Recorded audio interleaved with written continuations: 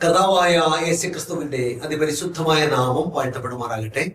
Good Samaritan ministries അവതരിപ്പിക്കുന്ന വിസ്മയ സന്ദേശത്തിന്റെ എല്ലാ മാന്യ പ്രേക്ഷകർക്കും വേഗം വരുന്നവനായ കർത്താവായ യേശുക്രിസ്തുവിന്റെ നാമത്തിലുള്ള സ്നേഹാവനം. കർത്താവിൽ പ്രിയമുള്ളവരെ, നമുക്ക് വീണ്ടും ഒരുമിച്ച് കാണുവാൻ, ദൈവത്തിന്റെ വചനം ഒരുമിച്ച് ധ്യാനിക്കുവാൻ കർത്താവ് തന്നിരിക്കുന്ന ഈ നല്ല നിമിഷങ്ങൾക്കായിട്ട് നന്ദിയോടെ സ്തോത്രം. നമ്മൾ ഈ ദിവസങ്ങളിൽ ചിന്തിച്ചുകൊണ്ടിരിക്കുന്ന വിഷയം വീണ് കിടക്കുന്ന അടിസ്ഥാനങ്ങൾ എന്നുള്ളതാണ്. കഴിഞ്ഞ 101 എപ്പിസോഡുകളായിട്ട് നാം തുടർച്ചയായിട്ട് ഈ വിഷയം ചിന്തിക്കുകയായിരുന്നു. ഇന്ന് അതിന്റെ 102ാമത്തെ എപ്പിസോഡിലേക്കാണ് കടന്നു വന്നിരിക്കുന്നത്. നമ്മൾ ഈ ദിവസങ്ങളിൽ ബഹുമാനമുള്ള പേരകത്ത് ചെറിയാൻ സ്കറിയ സാർ നമ്മുടെ മധ്യത്തിലുണ്ട്.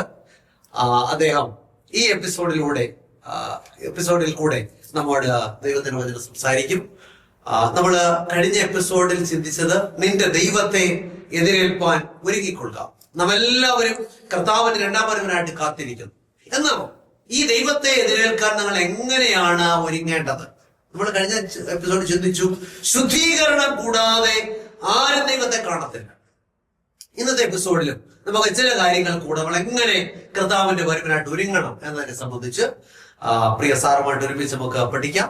പ്രിയ സാറിന്റെ അതിനായിട്ട് ഞാൻ സ്വാഗതം. Thank you. നമ്മൾ കഴിഞ്ഞ എപ്പിസോഡിൽ ആരംഭിച്ചത് എപ്രകാരം ഒരുങ്ങണം എന്നുള്ള കാര്യമാണ്. എപ്രകാരം ഒരുങ്ങണം, അതിന് നമ്മൾ കുറിവാക്യമായിട്ട് വായിച്ചത് എബ്രായർക്ക് എഴുതിയ ലേഖനം 12:14. എല്ലാവരോടും സമാധാനം ആചരിച്ച് ശുദ്ധീകരണം പ്രാപിക്കാൻ ഉത്സാഹിക്കാം. ശുദ്ധീകരണം കൂടാതെ ആരും ദൈവത്തെ കാണുകയില്ല എന്നുള്ള കാര്യം നമ്മൾ പല കാര്യങ്ങളും. അതിന്റെ ഒരു കാര്യം നമ്മൾ മനസ്സിലാക്കിയത് എന്താണെന്നറിയോ? മനുഷ്യനെ ദൈവം സ്വരൂപത്തിൽ സൃഷ്ടിച്ചു, അത് നഷ്ടപ്പെട്ടു പോയി. കർത്താവായ യേശുക്രിസ്തു ഇവിടെ വന്ന് മരിച്ചത് നഷ്ടപ്പെട്ടു പോയ സ്വരൂപം നമ്മൾ വീണ്ടും സ്ഥാപിക്കാനാണെന്നുള്ള കാര്യം നമ്മൾ കഴിഞ്ഞ എപ്പിസോഡിനകത്ത് മനസ്സിലാക്കി, അല്ലേ? അതിനകത്ത് നമ്മൾ മറ്റൊരു കാര്യം കൂടെ മനസ്സിലാക്കി. എന്നാന്നറിയാമോ? റോമർക്ക് എഴുതിയ ലേഖനം 7:12 സാറ് വായിച്ചത് ഓർക്കുന്നുണ്ടോ? എന്തുവാണെന്ന്? ന്യായപ്രമാണം കൽപ്പന വിശുദ്ധവും ന്യായവും നല്ലതും തന്നെ. ഇത് കൂടാതെ ഒരു വിശുദ്ധ ജീവിതം അസാധ്യം. എന്നാൽ ഇന്ന് പല സഭകളെയും നോക്കുന്ന നിലയിൽ എന്താണ് ഉപേക്ഷിച്ച് കളഞ്ഞ് ജീവിക്കുന്നു.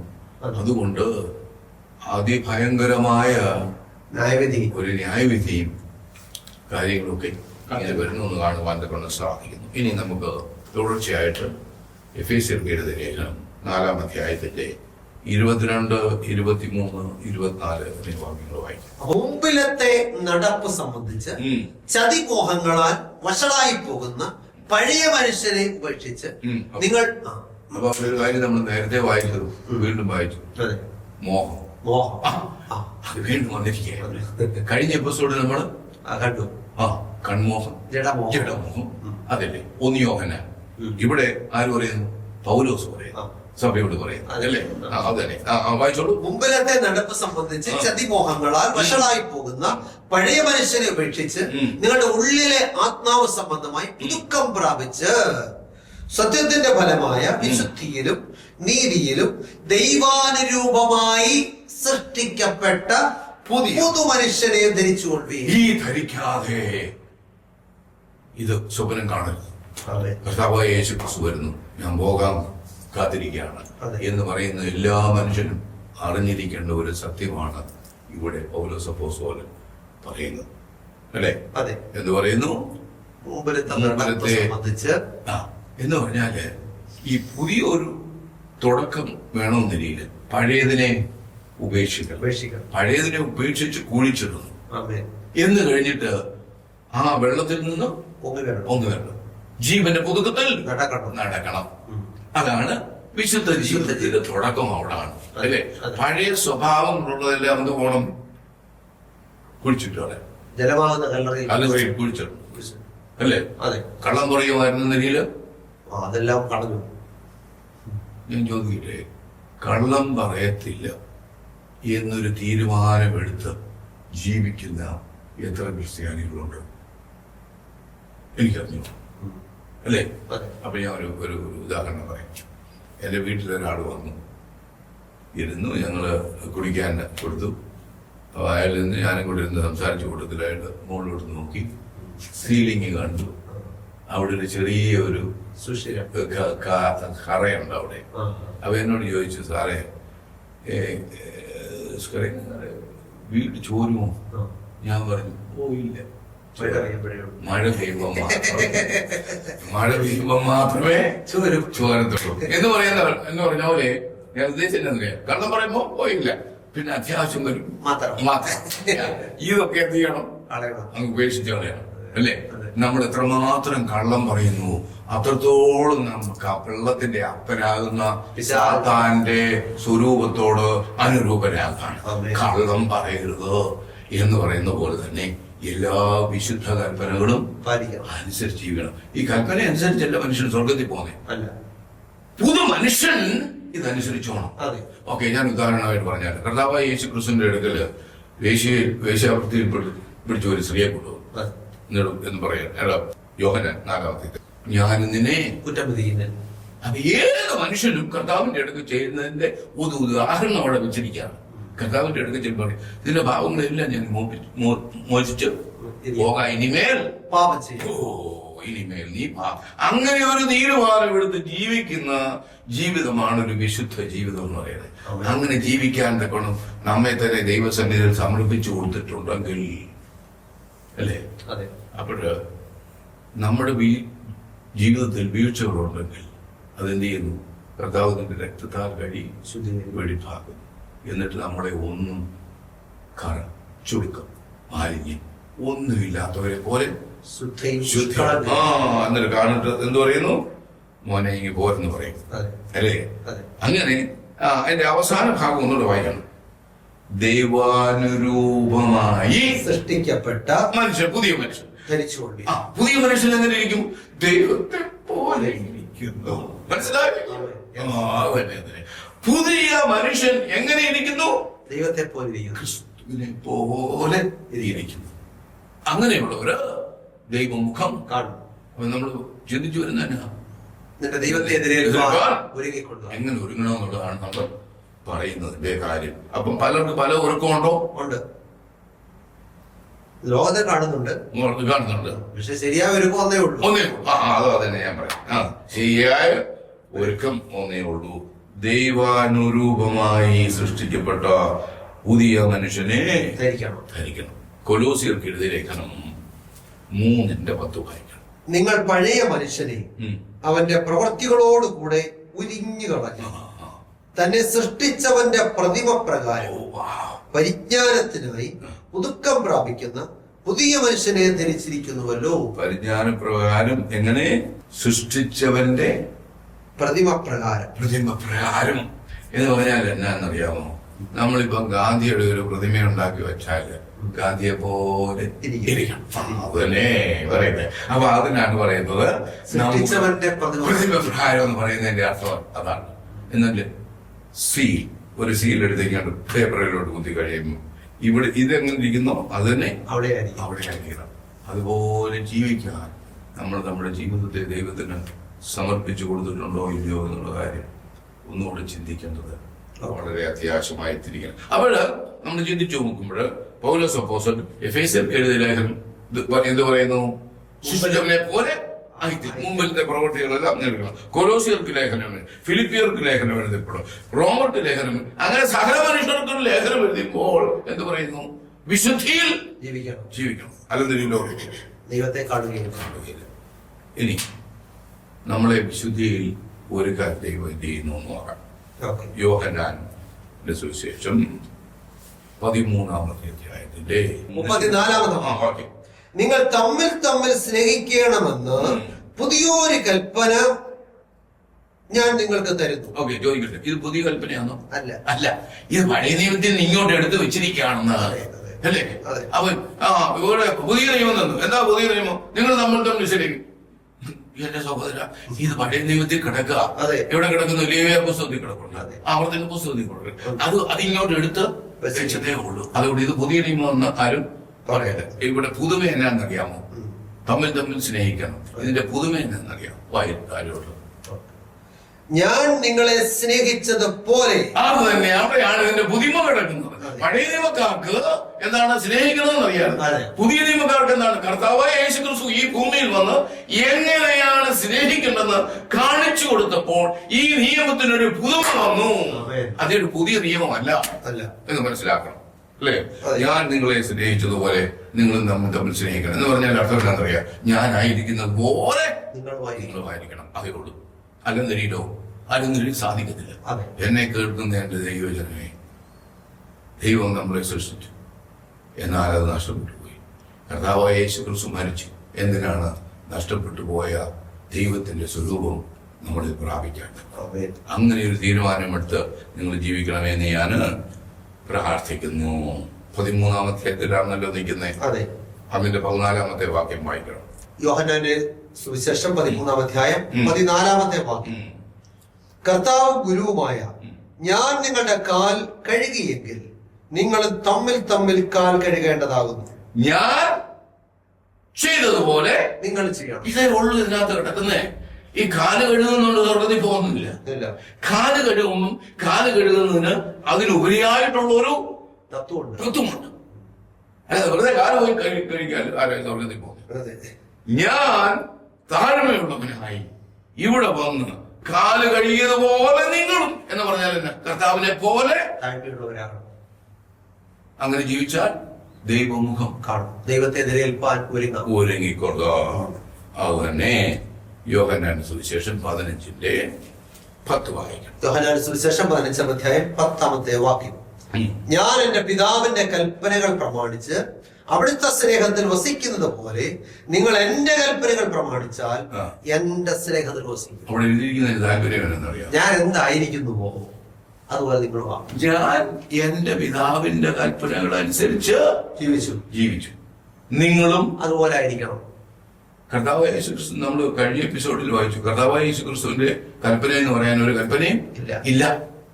അത് നമ്മൾ കണ്ടു. അതെ, എന്നാണ്? പിതാവ് എന്നോട് സംസാരിച്ചതുപോലെ തന്നെ ഞാൻ സംസാരിക്കുന്നു, ഞാൻ അല്ലാതെ സ്വയമായി ഒന്നും സംസാരിച്ചിട്ടില്ല. അപ്പൊ കർത്താവായ യേശു ക്രിസ്തു പിതാവിന്റെ കൽപ്പന അനുസരിച്ച് ജീവിച്ചതുപോലെ നിങ്ങളും എന്റെ കൽപ്പനകൾ അനുസരിച്ചാൽ എന്റെ സ്നേഹത്തിൽ വസിക്കും. പറയുന്നതിന് താല്പര്യമാണ്, ഞാൻ എന്തായിരിക്കുന്നുവോ അത് തന്നെ നിങ്ങളുമായിരിക്കണം. അതാണ് ഈ ഒരു വിശുദ്ധ ജീവിതം എന്ന് പറയുന്നതും ദൈവത്തിന്റെ വരവിനായിട്ട് ഒരുങ്ങുക എന്ന് പറയുന്നതും, അല്ലേ? യോഹന്നാന്റെ സുവിശേഷം 19-17 വായിക്കാം. അവർ യേശുവിനെ കൈയേറ്റു. അവിടുന്ന് താൻ തന്നെ ക്രൂശിനെ ചുമന്നുകൊണ്ട് എബ്രായ ഭാഷയിൽ ഗോൽഗോഥ എന്ന പേരുള്ള തലയോടിടമെന്ന സ്ഥലത്തേക്ക് പോയി. ക്രൂശ് വഹിച്ചു. ഇനി മത്തായിയുടെ സുവിശേഷം 16-24 പിന്നെ യേശു ശിഷ്യന്മാരോട് പറഞ്ഞത്, ഒരുത്തൻ എന്റെ പിന്നാലെ വരുവാൻ ഇച്ഛിച്ചാൽ അവൻ തന്നെത്താൻ ത്യജിച്ച് തന്റെ ക്രൂശെടുത്ത് എന്നെ അനുഗമിക്കട്ടെ. എന്തോ പിടികിട്ടി, ഭയങ്കര കാര്യം പിടികിട്ടി. കർത്താവായ യേശു ക്രൂശെടുത്തെങ്കിൽ നീയും നിന്റെ ക്രൂശ് ഞാനായിരിക്കുന്ന പോലെ നീയും ആയിരിക്കണം. ഒരു ക്രൂശ് കൊണ്ട് രക്ഷ ഒരു ക്രൂശ് കൊണ്ട് രക്ഷ പ്രാപിക്കാമെന്ന് വിചാരിച്ചിട്ടുണ്ട് മനുഷ്യനെ. നീ കേട്ടോ, ഒരു ക്രൂശ് കൊണ്ട് രക്ഷ സാധിക്കുന്നില്ല. കർത്താവായ യേശു ക്രിസ്തു. അതുകൊണ്ട് നമ്മൾ പ്രവർത്തിയാൽ നീതീകരിക്കപ്പെടുന്നല്ല, തെറ്റിദ്ധരിക്കില്ല. കർത്താവായ യേശു ക്രിസ്തു ക്രൂശ് വരട്ടെങ്കിൽ കർത്താവ് തന്നെ പറയാണ്, നീ നിന്റെ ക്രൂശ് എടുക്കണം, ഇങ്ങോട്ട് പോകണം, അല്ലേ? കർത്താവായ യേശു ക്രൂശ് എടുത്തു, അല്ലേ? ഇനി എന്താണ് മത്തായിയുടെ സുവിശേഷം 27-ാമത്തെ അധ്യായത്തിന്റെ 35-ാമത്തെ വാക്യം. യേശുവിനെ ക്രൂശിൽ തറച്ച ശേഷം യേശുവിനെ എന്ത് ചെയ്തു? ക്രൂശിൽ തറച്ച ശേഷം അവർ ചീട്ടിട്ടു. അവിടുത്തെ കർത്താവായ യേശു ക്രിസ്തുവിനെ ക്രൂശിൽ തറച്ചു. നമ്മള് വായിക്കാം. ഗലാത്യർക്ക് എഴുതിയ 2:20 വായിക്കാം. ഞാൻ ക്രിസ്തുവിനോട് കൂടെ ക്രൂശിക്കപ്പെട്ടിരിക്കുന്നു. മനസ്സിലായോ? കർത്താവായ യേശു ക്രിസ്തു ക്രൂശിൽ തറച്ചു. നല്ല കാര്യം, രക്ഷ സാധ്യമാക്കി തന്നു, അല്ലേ? എന്നിട്ട് പറയുന്നു, ഞാൻ ക്രിസ്തുവിനോട് കൂടെ ക്രൂശിക്കപ്പെട്ടു. ക്രിസ്തു ക്രൂശിക്കപ്പെട്ടതുപോലെ ഞാനും ക്രൂശിക്കപ്പെടണം. ഞാൻ എന്തായിരിക്കുന്നുവോ അത് തന്നെ നിങ്ങളുമായിരിക്കണം. അല്ലെങ്കിലോ ദൈവമുഖം കാണത്തില്ല. ഇവിടെ നിർത്താൻ വാസ്തവത്തിൽ നമ്മള് എന്തോ തെറ്റിദ്ധാരണയൊക്കെ നമ്മുടെ ഉള്ളിൽ കയറി വെച്ചിരിക്കുക. അല്ലേ? ധരിച്ചിരിക്കുകയാണ്. എന്നാണ്? കർത്താവായ യേശു ക്രിസ്തുവിൽ വിശ്വസിക്കുക, എന്നാൽ നീ നിന്റെ കുടുംബവും രക്ഷ പ്രാപിച്ചോളൂ. അത് മതി. അത് മതിയെങ്കിൽ ഒരു പേപ്പറില് കർത്താവായ യേശു ക്രിസ്തുവിന്റെ നാമത്തിൽ വിശ്വസിക്കുക, നീ നിന്റെ കുടുംബം രക്ഷിക്കപ്പെട്ടു. ഒരു പീസ് ഓഫ് പേപ്പർ തന്നാൽ മതി. ഈ മുഴുവന്റെ ആവശ്യം വല്ലതും ഉണ്ടോ? അതിന്റെ അർത്ഥം എന്തോ? അതും അതിനോട് കൂടെ ഇതും വേണം. എല്ലാ കാര്യങ്ങളുടെ കൂടി ചേർക്കുമ്പോഴാണ് നാം രക്ഷിക്കപ്പെടുന്നത്. 1 പത്രോസ് 1:15-16 വായിക്കാം. നിങ്ങളെ വിളിച്ച വിശുദ്ധനൊത്തവണ്ണം അനുസരണമുള്ള മക്കളായി എല്ലാ നടപ്പിലും വിശുദ്ധരാകുകയും ഞാൻ വിശുദ്ധനാകിയാൽ നിങ്ങളും വിശുദ്ധന്മാരായിരിപ്പീൻ എന്നെഴുതിയിരിക്കുന്നുവല്ലോ. ഞാൻ സംസാരിക്കുന്നത്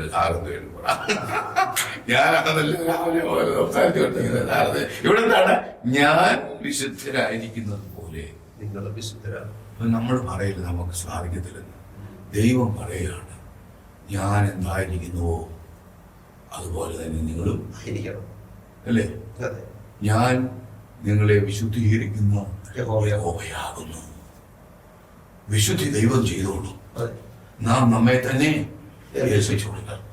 സർവപാപവും പോക്കി ശുദ്ധീകരിക്കും. എന്നിട്ട് പിന്നെ എന്താ പറയുന്നേ? പോകാ ഇനിമേൽ നന്നായിരിക്കുന്നു, ഇല്ലയോ? എത്ര നന്നായിരിക്കുന്നു അല്ലേ? യോഹന്നാൻ 6:5. യേശു വലിയൊരു പുരുഷാരം തന്റെ അടുക്കൽ വരുന്നത് കണ്ടിട്ട് ഫിലിപ്പോസിനോട്, ഇവർക്ക് തിന്നുവാൻ നാം എവിടെ നിന്ന് അപ്പം വാങ്ങുമെന്ന് ചോദിച്ചു. അപ്പം എന്താണ്? യേശു ഈ ജനത്തെ എല്ലാം കണ്ട് അവർ വിശന്നിരിക്കും. യേശുവിന് എന്തോ തോന്നി? അവരോട് മനസ്സലിവ് തോന്നി. ഫിലിപ്പോസേ, എവിടുന്ന ഇവർക്ക് ആഹാരമൊക്കെ കൊടുക്കുന്നത്?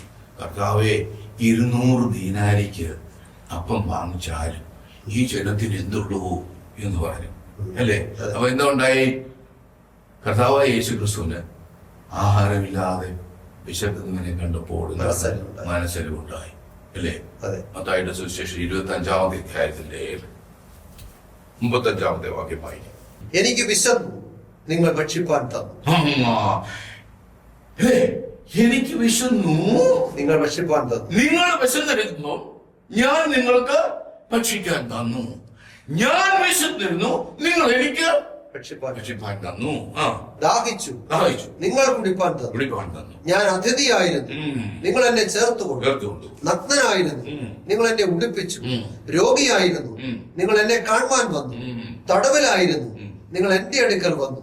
അതിന് നീതിമാന്മാർ അവിടുത്തോട്, കർത്താവേ, ഞങ്ങൾ എപ്പോൾ അങ്ങയെ വിശക്കുന്നവനായി കണ്ടിട്ട് ഭക്ഷിപ്പാൻ തരികയോ ദാഹിച്ചു കണ്ടിട്ട് കുടിപ്പാൻ തരികയോ ചെയ്തു?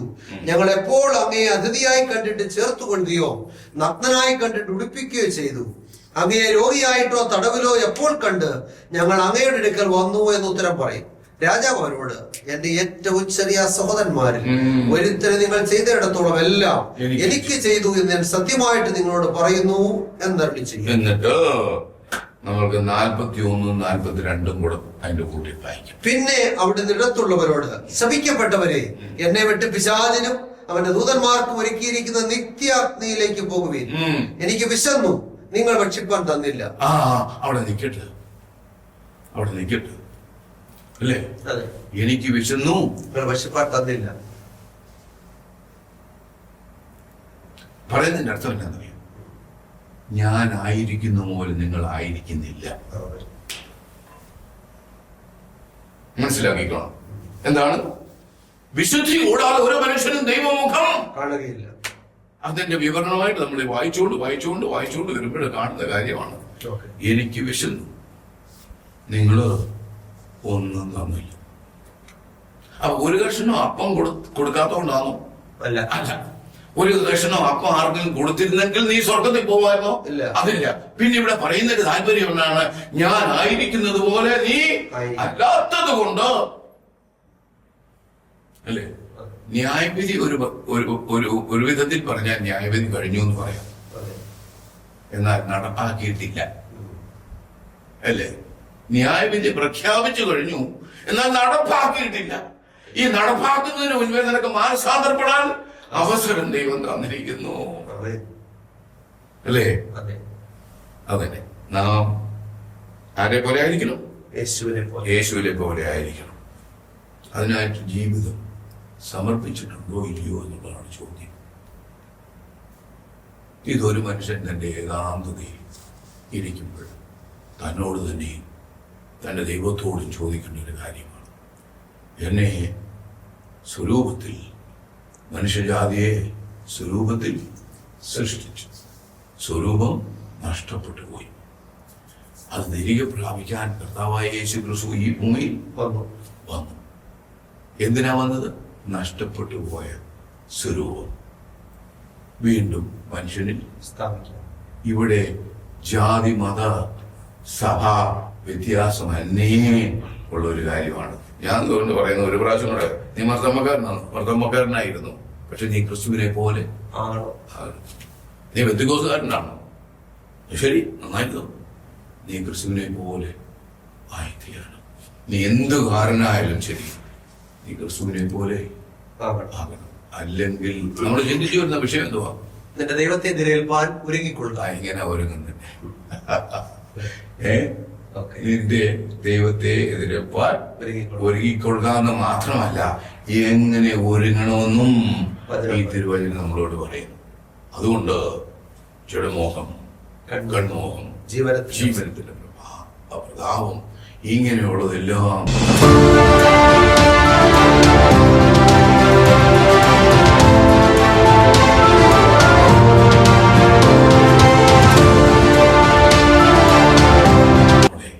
തന്റെ സ്വരൂപത്തോട് അനുരൂപരാക്കി തീർക്കും. അതിനായിട്ട് ദൈവത്തിന്റെ പരിശുദ്ധാത്മാവ് നമ്മളെ സഹായിക്കുമാറാകട്ടെ. ആമേൻ. ദൈവത്തിന് സ്തോത്രം. കർത്താവിൽ പ്രിയമുള്ളവരെ, നമ്മൾ ഇന്ന് നമ്മുടെ ദൈവത്തെ എതിരേൽപ്പാൻ ഒരുങ്ങിക്കൊള്ളുക എന്നുള്ള വിഷയത്തെ ആസ്പദമാക്കിയുള്ള തിരുവചന സത്യങ്ങളാണ് നമ്മൾ കേട്ടത്. ഈ നാളുകളിൽ നമ്മുടെ ജീവിതത്തിൽ നമ്മൾ ചിന്തിക്കുക, കർത്താവിന്റെ രണ്ടാം വരവിന് വേണ്ടി ഒരുങ്ങുന്നു എന്ന് അവകാശപ്പെടുന്ന നാം സത്യത്തിൽ കർത്താവിന്റെ വരവിനായിട്ട് ഒരുങ്ങുന്നുണ്ടോ? നാം കേട്ട വചനത്തിന്റെ അടിസ്ഥാനത്തിൽ വിശുദ്ധ ജീവിതം നയിക്കാത്ത ഒരു വ്യക്തിയും കർത്താവിന്റെ മുഖം കാണത്തില്ലെന്ന് വചനം പറയുമ്പോൾ നമ്മുടെ ജീവിതങ്ങളെ വിശുദ്ധിയിൽ സൂക്ഷിക്കുവാൻ നമുക്ക് സാധിക്കുന്നുണ്ട്. ഇല്ലെങ്കിൽ നമുക്ക് ഈ നല്ല പ്രഭാതത്തിൽ ഒരു നല്ല തീരുമാനമെടുക്കാം. കർത്താവേ, എന്നെ ഇതാ അവിടുത്തെ കരത്തിലേക്ക് സമർപ്പിക്കുന്നു. കഴിഞ്ഞ നാളുകൾ ഞാൻ പാപത്തിൽ ജീവിച്ചു. എന്നാൽ ഇന്ന് ഞാൻ കേട്ടതുപോലെ മുമ്പിലത്തെ നടപ്പ് സംബന്ധിച്ച് ചതിമോഹങ്ങളാൽ വഷളായി പോകുന്ന പഴയ മനുഷ്യനെ ഉപേക്ഷിച്ച് എന്റെ ഉള്ളിലെ ആത്മാവ് സംബന്ധമായി പുതുക്കം പ്രാപിച്ച് വിശുദ്ധിയിലും നീതിയിലും ദൈവാനുരൂപമായി സൃഷ്ടിക്കപ്പെട്ട പുതുമനുഷ്യനെ ധരിപ്പാൻ ഞാൻ എന്നെ തന്നെ സമർപ്പിക്കുന്നു. അങ്ങനെ ഒരു തീരുമാനമെടുക്കുന്നെങ്കിൽ നമ്മുടെ പഴയ മനുഷ്യനെ അവന്റെ ജഡീക പ്രവർത്തികളോടുകൂടെ ഉരിഞ്ഞു കളഞ്ഞിട്ട് ക്രിസ്തുവിൽ ഒരു പുതിയ മനുഷ്യനായി തീരുവാൻ കർത്താവ് സഹായിക്കട്ടെ. അങ്ങനെയാണെങ്കിൽ നമ്മൾ കേട്ടല്ലോ, ന്യായപ്രമാണം വിശുദ്ധം. വിശുദ്ധനായ ദൈവം തന്നിരിക്കുന്ന ദൈവത്തിന്റെ വിശുദ്ധിയുള്ള പ്രമാണങ്ങളെ അനുസരിച്ചുകൊണ്ട് നമുക്ക് വിശുദ്ധിയുള്ള ജീവിതം നയിച്ച് കർത്താവിന്റെ വരവനായിട്ട് ഒരുങ്ങാം. അതിനായിട്ട് നമ്മെ തന്നെ സമർപ്പിക്കാം. തീരുമാനമെടുക്കുന്ന പ്രിയപ്പെട്ടവരെ ഓർത്ത് ഞാൻ ദൈവത്തെ സ്തുതിക്കുകയാണ്. ഞങ്ങളെ പ്രാർത്ഥിക്കാനായിട്ട് പോവുകയാണ്. പ്രിയപ്പെട്ടവരെ, നിങ്ങളുടെ പ്രാർത്ഥനാ വിഷയങ്ങൾ എന്ത് തന്നെയായിരുന്നാലും ചേർന്ന് പ്രാർത്ഥിക്കാം. നമ്മുടെ കർത്താവ് നമ്മളെ വിടുവിപ്പാൻ സർവശക്തനാണ്. പക്ഷെ നമുക്കൊരു സമർപ്പണം ഉണ്ടാകണം. നമ്മള് കളിപ്പീര് പ്രാർത്ഥന പ്രാർത്ഥിച്ചാൽ അത് ഉയരത്തിലോട്ട് പോകത്തില്ല.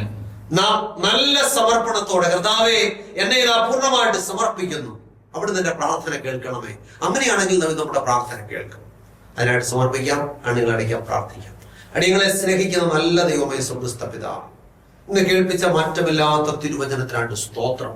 അടിയങ്ങളുടെ കർത്താവിനെ എതിരേൽക്കുവാൻ എങ്ങനെ ഒരുങ്ങണമെന്നുള്ള വലിയ സത്യം അടികളെ മനസ്സിലാക്കിച്ചതോർത്ത് സ്തോത്രം.